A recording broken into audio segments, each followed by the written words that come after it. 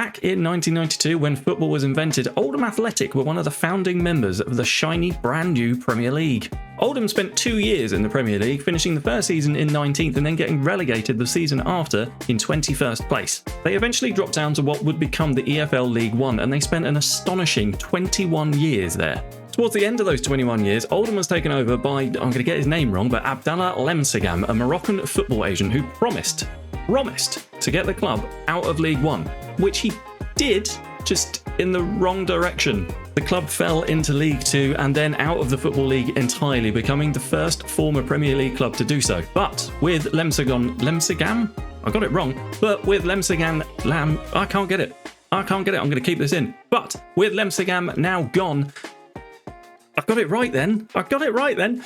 And the club seeking a new start, I've given myself 1 year to get Oldham back into the Football League. The new board aren't asking for immediate promotion though, they just want to reach the playoffs and not be an embarrassment in the cups, which, looking at the squad, I think is definitely achievable. Some of the key players are Timmy Abraham, the younger brother of Tammy Abraham, Hallam Hope, a versatile wide player who can play on either side of the park, Joe Nuttall, a strong centre forward, and Ellis Chapman on loan from Cheltenham, who looks like a great midfielder for this level. Tactically, we're going for a 4-2-4 with 2 DMs. I want to use Abraham and Nuttall together. I reckon both of them are going to get a bunch of goals this season. Squad depth wise, we're pretty set all over the pitch, though if we're going to be playing with 2 DMs or 2 centre mids, we're going to need more depth there. So it's time to scour the transfer market with our £0 transfer budget and £500 wage budget. Trials are offered out to 3 players. Nathan Byrne just won't make the cut. Lewis Byron, a former Crystal Palace youth product, might, but it's Tavo de Almeida that really excites. The boy can tackle, he's got work rate, pace, he's determined, he could be an absolute superstar for us. And amazingly, his wages are reasonable.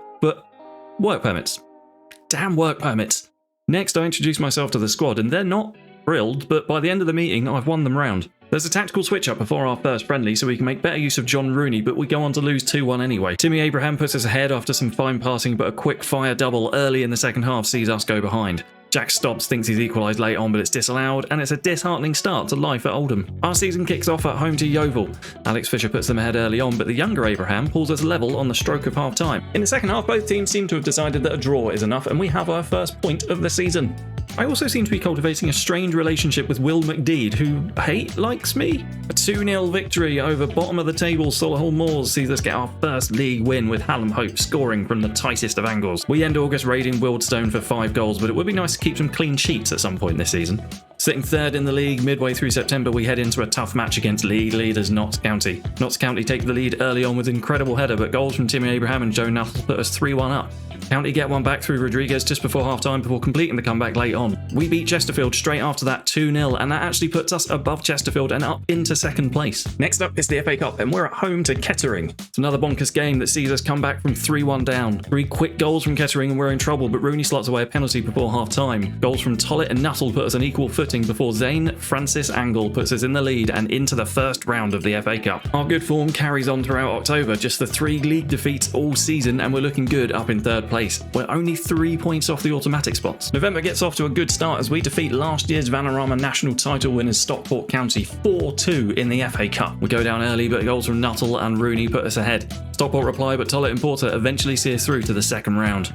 Disaster strikes midway through November as our first choice right back picks up a lengthy injury. I'm sure our physio... hello there, Mick. How are you doing? You're looking good. You're looking really good, Mick.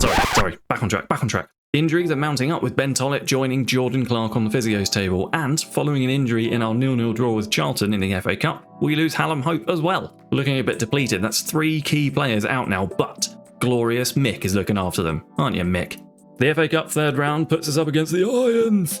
If we get past Charlton. November has been a tough month. Those injuries to 3 key players really not helping. It means going over the wage budget, but we need reinforcements, so versatile attacking midfielder Francis Vincent is signed. He can play anywhere along the AM line, so he will be a really useful option to have. Joe Nuttall scores early on in our replay against Charlton, but they get one back not long after. Nuttall grabs a second with 15 minutes to go, latching on to a lovely ball from Luamba. The game finishes 2-1 and we're through to the next round against Premier League West Ham. Hopefully this win will kickstart our season, but then again, maybe not. We're apparently getting an excellent intake of youth players, but we know that's an absolute lie, a filthy, dirty lie.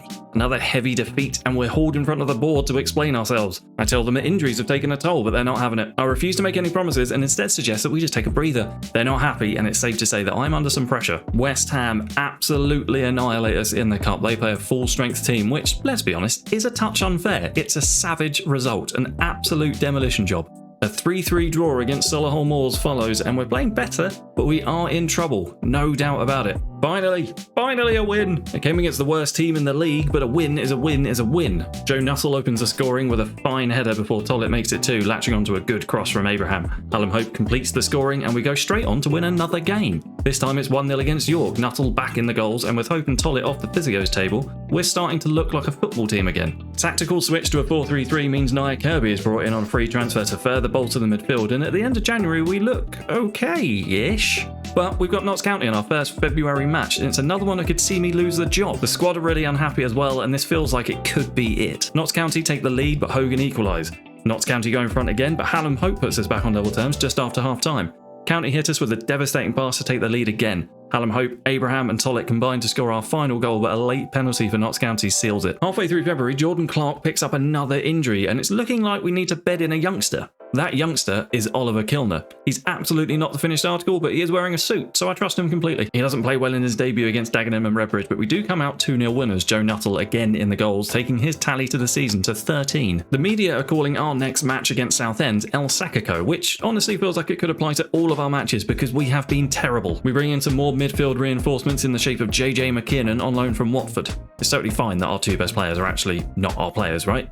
That's fine? I think that's fine. We come out on top in El Sacico with a fantastic 4-0 victory. Kitching throws the kitchen sink at this effort, and there's an impressive debut goal from JJ McKiernan. Shelton grabs the third, and it's a first goal for Academy product Pat Davies to finish the game. Next up, Joe Nuttall bags himself a hat-trick and puts us into the semi-final of the FA Trophy, so we're not terrible all the time. Our form has been decent enough in this last stage of the season, and we're not far off the playoffs. A few more wins and other results going our way is all we need. A 2-2 draw with Woking isn't exactly what I had in mind though. Remember when I said the youth intake was a lie? Well, it wasn't. Look at this. So many of these players could be excellent. It's a real shame I'm going to get sacked before getting the chance to work with any of them. Ever the optimist though, I do decide to take a bunch of Premier League youth players in on trial, planning for a future I will never have. Just like that, we're dumped out of the FA Trophy. It's a poor game and we come out on the wrong end of the result, unable to beat 10-man Yeovil. And a 2-0 loss in the league against Eastleigh doesn't help either. That's 3 losses in a row in all competitions now. We've basically got to be perfect for 4 games and hope for other results to go our way. 2 wins against Scunthorpe and Bromley sets us up well, but it isn't to be. We beat Boreham Wood in a crucial game with 2 goals from Joe Nuttall, although he didn't really know much about the second one. But it isn't enough. With 1 game left, we're 5 points behind 7th place, and it'll be Vanarama football for Oldham again next season. But will I be the manager? It's a tense board meeting, and I do my best to try to save my job, but in the end, the club decide to sack me, which is probably fair. Probably. I'm going to level with you. I had planned for this episode to be the start of a whole series where I get Oldham back up through the leagues and eventually back up into the Premier League, but it just wasn't to be. Once that morale drops, it's a losing battle. It's really hard to get things back on track, no matter how hard you try. I hope you enjoyed the video. It's something new for the channel. It's something a bit different from the usual story manager journey thing that I do. So let me know what you thought. If you liked it, let me know. If you didn't like it, let me know. Just, you know, any engagement's good engagement as far as I'm concerned. If you're still here watching the video at this point, subscribe to the channel because there must be something about it you liked. And I'll see you back here soon for some more Football Manager. All the best. Cheers. Bye.